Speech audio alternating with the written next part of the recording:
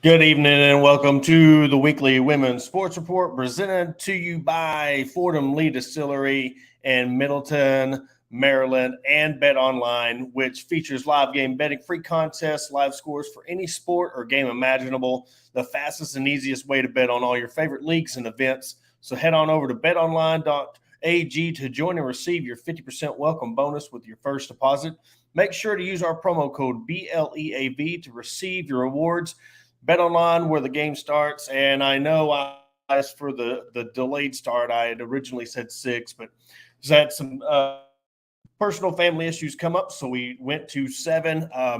But we'll get right to it. I know there was a lot of confusion when it comes to the announcement that we were going to make, and of course, with all the stuff going on with the men's basketball team and Nick Smith Jr., that was the assumption. So I really, truly apologize if that misled anybody on what that was. But I'm going to just be really candid here and say that the year of 2023 really wanted to grow our podcast as a whole, everything we've done with our Sunday show.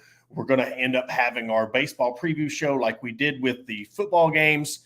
So just looking at ways to really bring out more content to you, exclusive content, especially with the women's programs and stuff. So with that being said, what I've worked on is I'm going to expand the women's show to an hour. First of all, I really want to thank all the fans who've tuned in, who have the guests, the coaches, everybody who's been involved with this podcast. I was going to give it a run and see how everything went with it, the interactions. And I tell you what, it's been just as much as the interactions and the views and the all, the people who really tune in every week to this show to see what coach we got going on, to see what's the latest in the women's side of things. And we're the only one in the SEC that does one. I don't know around the country, but they're getting no other content when it comes to this side of the Razorback program like we do here at Hog Talk. But then again, I really want to thank the fans who enjoy, and it's, when we dive into the women's basketball portion of this show, it's funny how they've kind of slipped. People questioning Coach Neighbors' job, and for the fact that he recognized that and he said, look, being able to be recognized and have expectations and people wanting you to be run out of town or to lose your job means that the program's honest. 6 years ago, that was not even the case. I mean, you'd get 500 fans, maybe luckily, in that gym. So with that being said, with an expansion of the podcast, with the expansion going to an hour, which will start next week, we are introducing a new set of sponsors, and it's going to be unlike anything else. We're bringing in Hot Works of Springdale. It is more of what I'm trying to do is I want to bring more female viewers, the female fans, really bring more attention to them on this show. So Hot Works in Springdale over there on 412 Tawnytown, the harbor area, has come on as a sponsor of the show. They're really excited about what we're going to be doing. I am bringing on 3 to 4 other local businesses with help. Likewise, in the same business, we're going to help local businesses.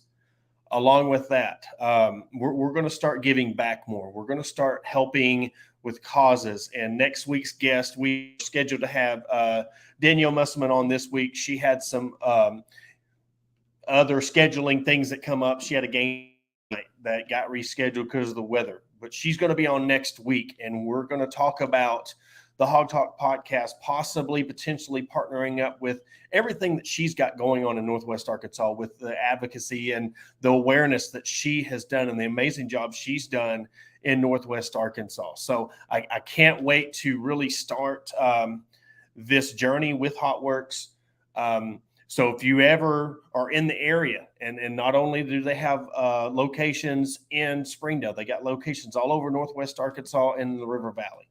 Trying to work with those locations too, as well, to give them shout outs, give them their proper dues. And also I'm working with a local gym in Northwest Arkansas. There is a local eatery that I've been in talk to. So the main goal is not only am I going to be advertising them, I'm actually going to be using their products and going into these businesses. I will be going to HotWorks tomorrow. I was supposed to be there today. Work issues come up, being rerouted. We'll be there tomorrow to make an announcement on their platform that we will be partnering up. Another thing is just the health side of it. I'm getting to the age, I'm 40, where I want to start doing more health stuff, health benefits for me, my family. So not only will I be partnering up with them, I will be going into HotWorks and, using their facilities, documenting the progress of what a place like can really do. It's like an infrared 24/7, like virtually instructed workout place. I don't know if you've ever been in one, but it's really cool. You're doing a workout in a sauna. I know that sounds crazy, but just the benefits that I've done research on that you can out of doing this in this infrared more. They have the sauna, they have the boats where you can do the water rowing, the spin bikes. They even have a workout area for the men's back there with the dumbbells and the pull-up bar and stuff. And they're trying to do things to expand on that as well. But I'm really excited about that. Especially if we get with the local gym that is wanting to partner up. We're in talks. The weather really kind of dampened things on nailing this down and getting to, really officially come on board. But everybody I've talked to is very well excited about this, because this is going to help a lot of local businesses, a lot of, locally owned businesses in Northwest Arkansas. So it's time to, for me to be doing these things. I'm going to be lifting. I've got a gym equipment place that I can't wait to announce that one, because that's going to be a crazy experience that, I said, going into their business, things, putting the name out there in these local businesses to give more traffic. And the coolest thing is, I found out these businesses through their businesses. Like, they're all coupled together. They all promote each other. So HotWorks is promoted by the gym and the food and the equipment place. So it's really going to be fun, along with, of course, our main sponsor, Fordham Distillery, in Maryland. I really want to thank them for even being the one that put this women's show together. So it's time to give back to the community for us. This is our 4th year of doing this, and now we're at a platform of, 28,000 followers where we can start giving back, making a difference to those where we can in our capacity. I tried to go down a couple of ventures, but there was conflicts and stuff of what I was wanting to do compared to what I could. And we won't go into that part of it, but it's going to be a lot of fun. And I think that you're going to be seeing businesses, you're going to see us doing things that no other podcast or radio station or anybody's doing. We're actually going out and partnering up with these people instead of just being sponsors and reading a commercial for them. So if you're in the Springdale location, Elm Springs, Cave Springs, Harbor Meadows, go over there to HotWorks. They're located on 412 there in Springdale. Go see Lily. She'll definitely get you hooked up. Be looking out for the official announcement on their side to going into HotWorks at Springdale not a set time yet, but I'm looking forward to really getting all this going. As we move on, I was going to start off with the softball season kicks off this weekend. A trio of preseason All-Americans, and I put it out there last week. The SEC is going to SEC.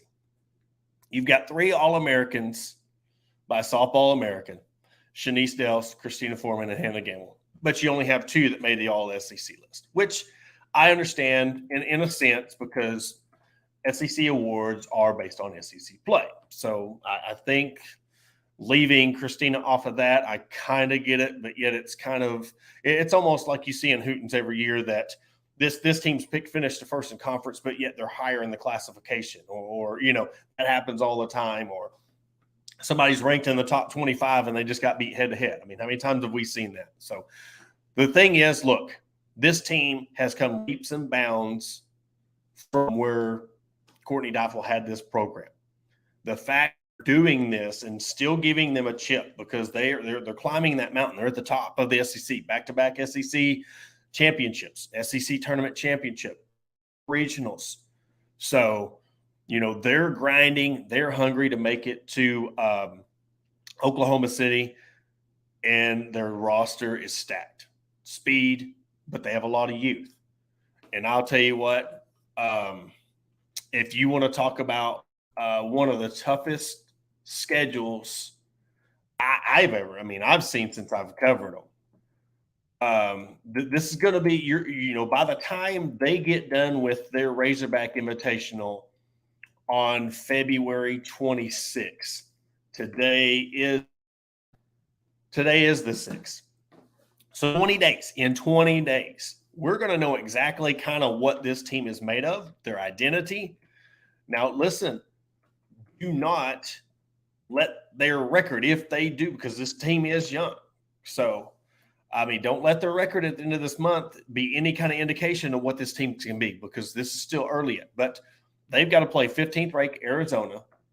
They've got to play Louisiana, which is ranked 24th. They got to play 19th ranked Duke. They got to play 4th ranked Florida State. They got to play Baylor. All before the 26th of February. And I mentioned Arizona. It's back-to-back, 3 p.m., 5 p.m. on Thursday, February 23rd. Back-to-back. You're starting off your first game in Bogle Park against 15th ranked Arizona. Why does Arizona kind of ring a bell? Who did years ago in the Super Regional? So, it's one of them things that you got to play them again on the 24th. So you played them 3 times. You played Drake 3 times. So we're going to know exactly what this team's about. And then after that, you got Iowa State. You've got that daunted game against UCA, which is, man, that's huge. Love that game. Me and Coach Matt Michael was talking about that image that will always – that I know it's cliche and talking about that should be in a Crystal Bridges, but that picture at UCA of their first time meeting and the fans out in the background and the fans there to see UCA, you want to talk about a program setter and where they're bridging the in-state talent and looking at all the talent. That right there should tell you where this program is and this team. I'll be honest, dude, as of right now, with knowing the youth and knowing what they have, knowing what they got at the pitcher, Hannah Gamble's going to be moving from third to catcher. That's no big news. Not really any big news, but if this team plays up to their potential, their ranking is very well warranted. They're a legit top 8, top 5 team. The biggest thing that's going to be their hurdle is solidifying that pitching rotation. We've seen in years past with, Shanice really trying to step up when Mary was out and hurt. And then the year before with Mary stepping up when Autumn was hurt. They really didn't. This could be the first time they could really have a full 2 to 3 pitchers in their rotation that can be healthy and be effective. And Callie Turner really, I'm going to tell you what, you've been talking about a confidence booster and what she was last year to what she's been, what we've seen. That's going to be one of the biggest keys is her confidence in the circle to really help out these young girls that are coming in as freshmen. And then having your general behind the plate. And you want to talk about somebody who can really help these girls calm down in a frustration. They get in the jam, bases loaded, 3 balls, no strikes. Somebody like Hannah behind the plate to really calm them down is really going to be beneficial. Name another sport where you're one of your best players on the team and All-American switches positions, and it still looked as a great move. And it is, because she did catcher. That's what she was recruited for, to be honest. And, Spencer Prigge was shortstop and second with back issues. You move her to third. That's really going to kind of help her out. That would keep her healthier. So tomorrow afternoon about the softball, we got a press conference tomorrow with Coach Deifel to preview their first series in Vegas. So, and that's another thing that we haven't really talked about. They go to Vegas the 10th through the 12th, Friday, Saturday, Sunday, and then they immediately go right to Clearwater, Florida, across the country to play Florida State right off the bat. Alyssa Orange, I know if you're watching or listening, you're really happy about that you get to see the Razorbacks play Florida State again. And then you got to play 19th ranked Duke, Indiana, which they're a surprising team, one of them teams on the rise in the Big Ten, 24th ranked Louisiana, and then Nebraska to close it out. And then you come back for the Razorback on the 23rd. So it's going to be you talk about a sport that comes at you fast and goes at you faster. This is it, because, you're looking at, instead of playing 2 games a week like basketball, 1 game a week in football, you're playing 1, 2, 3, 4, 5, 6, sometimes games in a whole weekend. So get ready. Everybody anticipating the softball season, what this new team's going to be like. The best thing, I've said it again, you're going to see more stolen bases. You're going to see more shots to the gap that are going to be caught, because you're going to have people out there. And another thing, arms. Casey Hoffman, hose. Halverson, hose. Foreman, hose. You absolute gunners out there in the outfield. And I've seen 2 of the 3 throw out third base from the fence. And I'm telling you, right field to third base. Yes, we're talking about softball. The fence is a little bit shorter, but I'm telling you, it was a laser beam, and it wasn't even close. So the infield, the biggest thing is the infield going to, to shore up not turnovers, the errors with your pitching lineup. It's going to be, and then of course with Hannah, All-American, but seeing her really get settled in at the catcher spot, it's going to take a minute. It's just natural when you're moving to position. Now gameplay, you're in that moment. Now, was that going to be 1 game, 3 games, 5 games? We don't know. It might be right off the bat. She's just that good of an athlete. I wouldn't expect her to hop right in and just was killing it. So we'll keep you up to date with all that, of course, with all the sports that goes on. We'll keep you, posted on all the scores and the post game. We'll have you some quotes from Coach Deifel tomorrow when it comes out and about. But want to move on to basketball. And again, when I alluded to the beginning, not the year that a lot expected, which that's fine. Everything when it comes to expectations and what you thought was going to happen then and hasn't, totally understand where everybody's at. I'm not here to defend the season that is. I'm not here to say that you games, you should, but I'm here to say that also we got to look at, and if you want to say, look at the football season this year and how deep the SEC is in football and how hard it is for a team like Arkansas to go over 500. Theoretically, yes, they play more games, but it's just as tough to win in the SEC when it comes to women's basketball, men's basketball, baseball, softball, soccer. Starting to take over and dominate sport in every conference that there is, because everybody's coming to the SEC. We ain't even talked about the fact of OU and Texas coming in. That's going to affect football. It's going to affect basketball. It's going to affect baseball. It's going to affect women's sports. It's going to affect women's basketball. It's going to affect softball with OU coming in against Alabama and Arkansas. I'll say this: the fact that you go you go on a game where you had a team in the fourth quarter, and I'm back to the Vanderbilt game. You had a team give the ball and go 7 for 10 from the 3-point line in the fourth quarter, and this was like a tournament type setting game where a team that you should beat by 10 to 15 just gave it their all and stayed in the game to the very end. So you got an emotional game like that. Well, who do they go play next? They go to LSU with, in my opinion, the player of the year. Angel Reese is the player of the year this year in women's college basketball. Her and she's passed Aaliyah Boston, but Aaliyah Boston, it's crazy, still averaging a double-double, but her stats are down because they're beating people. They just beat UConn by 10 or by 3. I think it was a 10-point lead, and UConn come back. But Aaliyah Boston, Zia Cook, but now you got, Angel Reese, you got Flasia Johnson. Kim Mulkey in 1 year has done the same thing that Brian Kelly done at football. Totally flipped it because Kim Mulkey had never beat Mike Neighbors. Now she's beat him twice. So, and he has a win against her in Baylor. So that's what I really want to talk about is his whole career here at Arkansas. And you look at the McDonald's All-Americans that he has on his roster. And yes, like again, I said, if your expectations are down or you're disappointed, you think that they should be better than where they are right now, hey, you're very that opinion, and I'm not going to say you're wrong. I'm not going to sit here and say that you shouldn't feel that way about this year's team.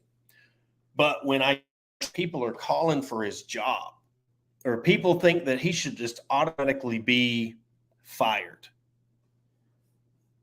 you got to realize where this program is. That you saying you want Mike was, and the comment was, if this was a program, he would be fired on the spot.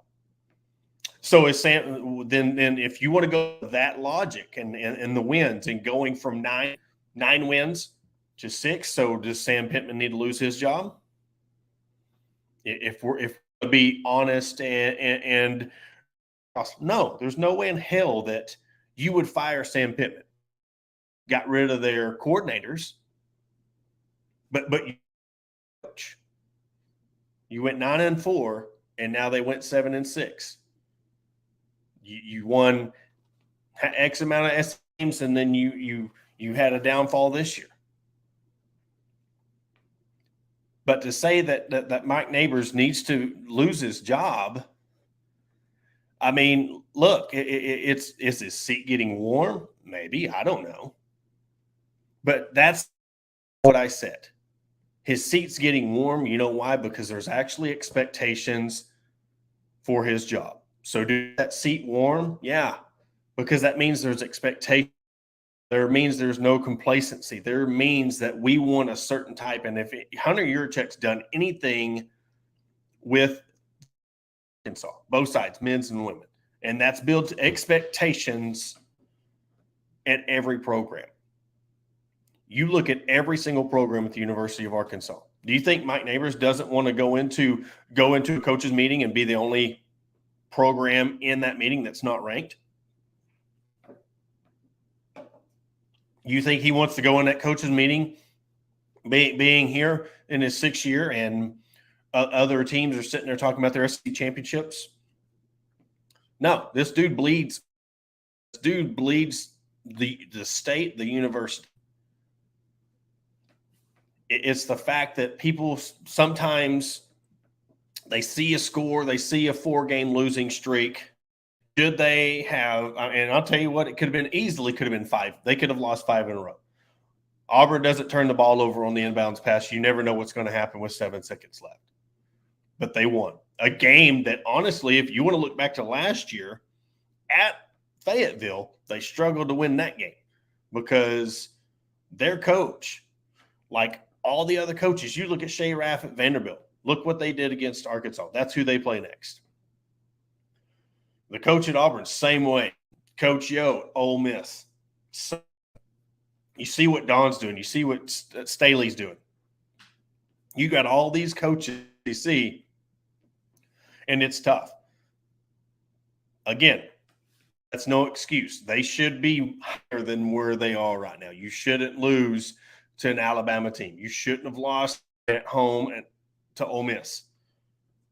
Because I'm going to admit that I was disappointed. That was one of them games where, with the crowd, Alexis Tolfree in the crowd, you had the big elementary game. You had two players coming back, one that ended up scoring 20 points. And the way that you had the lead in the first half, and to blow that lead, lose it into overtime on a path to even you let somebody score on a backdoor cut. So again, I'm never ever going to call out any player on any team, both sides.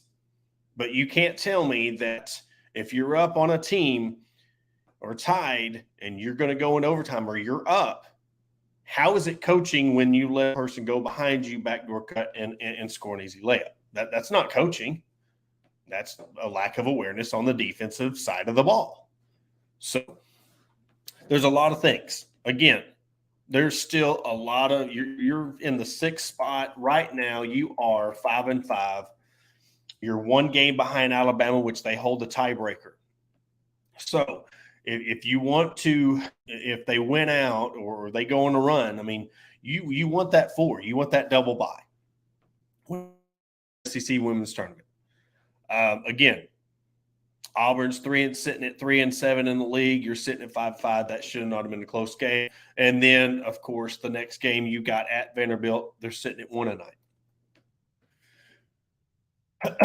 There's only so much you can give leniency to when it comes to the games against the teams.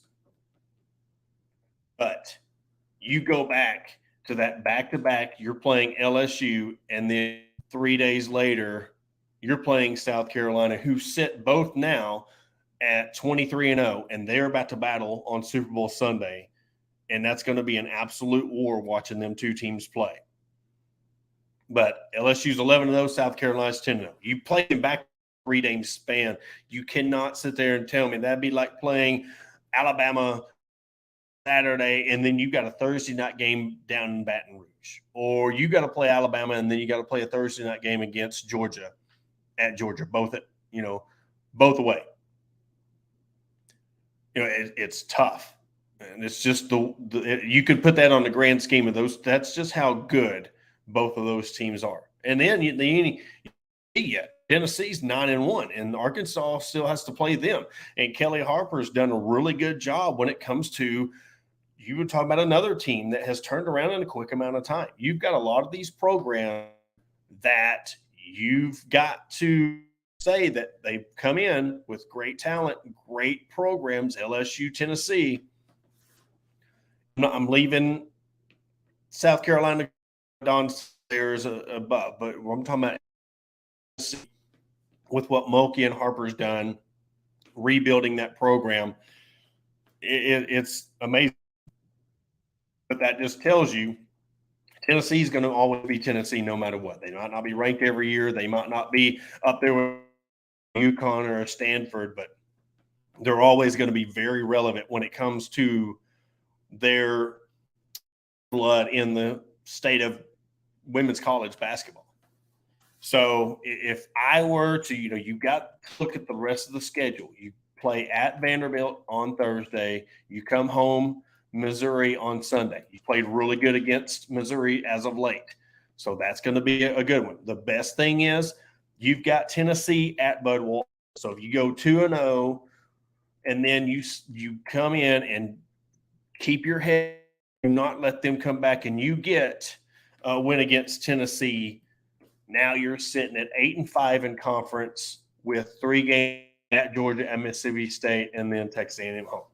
So again, it's a little bit premature for all these people to sit there and be wanting to call for his job and call for his head, because we say this now, but what's going to happen if they do go on a bit of a run? What happens if they do pull it together? I'm telling you right now, and this is just being honest, they've not been shooting the ball well all year long.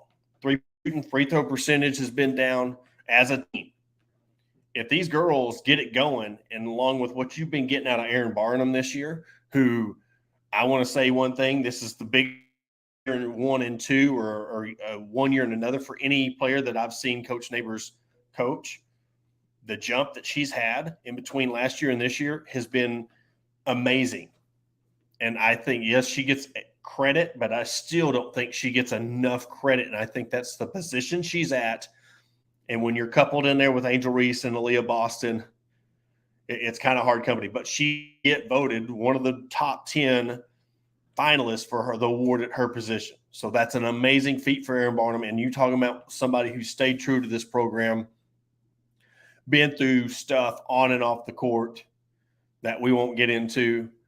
But for her to keep her head straight, go through all that adversity, wait her turn in, and really be a captain of this team, like I mentioned with Coach Neighbors on our press conference last week, was in all the guard heavy, she's the leader of the team in down low, and she's got the recognition that she deserves. All that's going to take is something to click, something to spark. This team's going to get hot. They're going to start hitting their threes. But that's all it's going to take for this team and to be over a 500 team. I mean, you could be 10-5 instead of 8-8, 9-7, because I think a lot of us underestimated the depth of the SEC this year, and you're seeing these other teams. We didn't know where LSU was going to be at. We didn't know, and where the transfer portal comes in. You have a player like Angel Reese come into LSU, and not only is she one of the best players in the league, she's one of the best players in the nation. So we got to think about that. And of course, South Carolina is going to always be South Carolina until somebody tops them. But I'm really looking forward to the South Carolina LSU game on Sunday. But big game, big key game at Vanderbilt, the court that's just crazy to play on. And then Missouri at home on Sunday. We'll wrap it up with this. Again, with what we were talking about earlier, we are going to be moving this show to an hour because in the past we've had a guest on and then kind of wrapped it up. And this is on me, completely on me, I've done a piss poor job of really doing what the real reason of it was about and talking about all the things that have gone on in the women's sports, and a lot. We've missed the, tennis team starting off to hard. And if you want to go to, I've not mentioned Britton Wilson breaking the 600-meter NCAA record. The women's golf team, girl they ain't even stepped on campus yet, and she's going to the Masters. She qualified for the women's amateur Masters. Softball's coming up. Soccer, with the amazing run they building, reloading.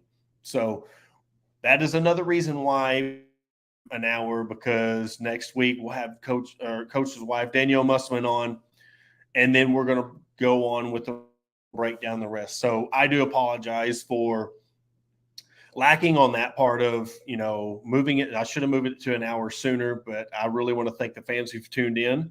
I really want to thank the coaches and players and the people involved in the women's athletic department that have really allowed me to come into their program and really shed light on their program, because there's other people that are wanting to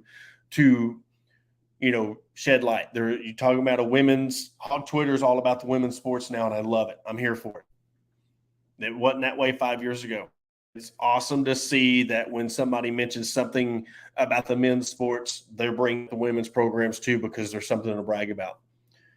Softball's got a huge following. Women's basketball does too. And I think that's why people are discouraged and disappointed, because they were expecting a lot of things out of this team, but the season ain't over yet. And we will be there from Greenville, South Carolina, the whole tournament. So we'll be bringing you exclusive content.